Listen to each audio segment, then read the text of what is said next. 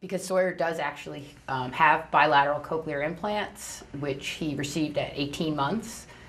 He's adopted, so we didn't know he was deaf when we adopted him, but we did go, our instant reaction was, oh no, he can't hear, we need to make him hear. And we went through the process of getting the cochlear implants, which was not at all what I expected it to be or was led to believe that it would be. It was not very successful.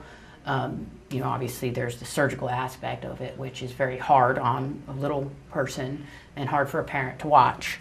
Then there's also the work that's involved with, it's not like you just put them on and they hear and everything's great. As a matter of fact, the first time they turned his implants on, there was no reaction whatsoever, which was absolutely devastating because you go through this entire process and you expect at least some payoff at the end, and there was nothing.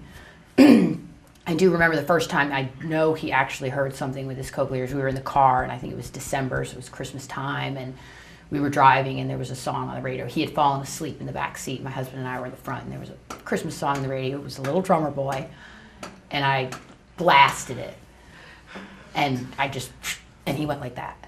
And I was like, oh, okay, so they do work.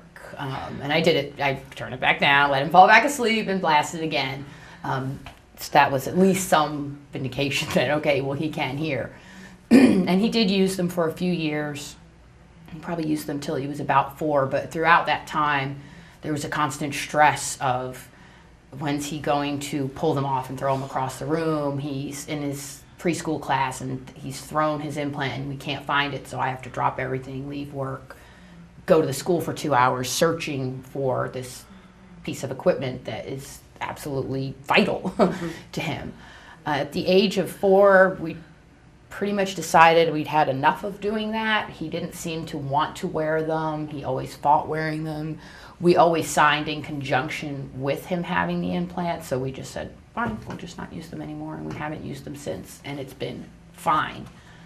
And so looking back over that time, I think of all the resources, time and financial, and the stress of having them, I would have done it differently. I would have liked to look at our family resources and maybe put more efforts into becoming fluent in sign sooner. I'm not fluent now, but I would have at least, had more of a jump start on that.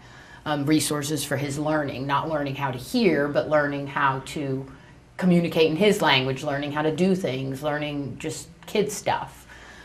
So my advice to a parent would be to stop and think before you do it, and don't succumb to the emotions of grief that you're going to have. If your child can't hear and you can, you're going to experience grief over that, and that's a devastating thing, but it's really not the end of the world. And really, hearing is not everything. It's there's some benefits actually to him not being able to hear. I don't have to listen to toys beeping in my house, little trains and cars and things that have electronic sounds. It's very quiet and peaceful a lot of the time. Sound on the TV, you don't have to listen to that. That's kind of nice.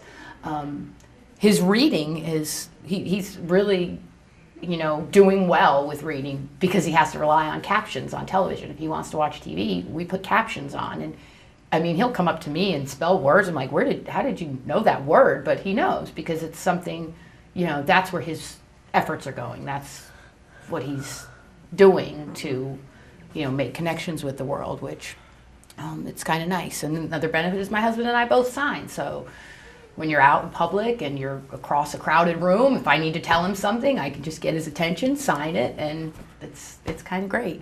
And it's nice to see him express himself in his natural language. He gets so excited to act out stories and, put costumes on and play with his cats, and he does all the stuff that, anybody else can do. He just can't hear, and it's really not that big of a deal.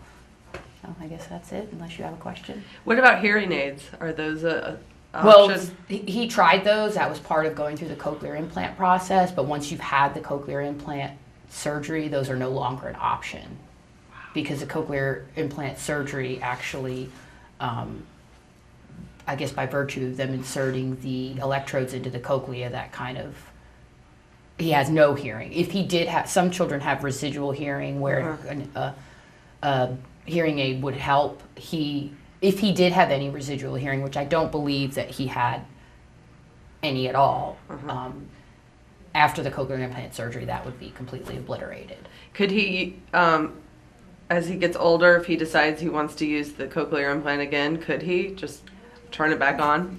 He could, but it would be a long, arduous process of learning how to hear. He wouldn't just automatically put them on and hear like you and I hear. That part of his brain would have to be trained to take in that kind of input, and that would be a very daunting task. And I also don't know what the condition of the internal mechanisms is, because there are electrodes. I believe there are 12 electrodes, and they can fail. As a matter of fact, at one point, one of his did fail, and he had to be re-implanted, and that was, I mean, that was unpleasant to say the least.